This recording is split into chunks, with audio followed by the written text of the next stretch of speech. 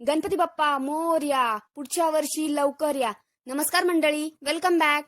मागच्या व्लॉगमध्ये तुम्ही पाहिलंच असेल, यावर्षी आम्ही बाप्पाला इको फ्रेंडली पद्धतीनेच निरोप दिला. दरवर्षी शाडू मातीचीच मूर्ती बसवायची हा आमचा नियम असतो. विसर्जनानंतर मूर्ती पाण्यात विरघळली, मग आम्ही निघालो गावाला त्या मातीचा सदुपयोग करायला. मजा मस्ती करत आम्ही पोहोचलो सुद्धा गावी. आमचं गाव म्हणजे शिक्रापूर आणि ही आमची शेती.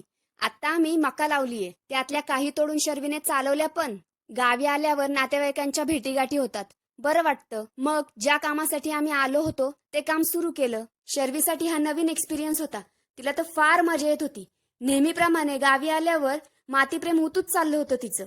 ही आहे बाप्पाची विरघळलेली मूर्ती आणि निर्माल्यही आणलं होतं आम्ही सोबत. खड्डा खोदून झाला होता, मग एक एक करून आम्ही निर्माल्य माती सगळं त्या खड्ड्यात टाकायला चालू केलं. निसर्गाचीच गोष्ट आम्ही निसर्गाला परत करत होतो.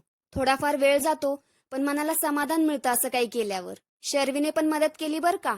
ती तर प्रत्येक कामात पुढे होती. नंतर शर्वीच्या पप्पांच्या आजोळी मस्तपैकी पाहुणचार घेतला आणि आम्ही परत पुण्याला घरी निघालो.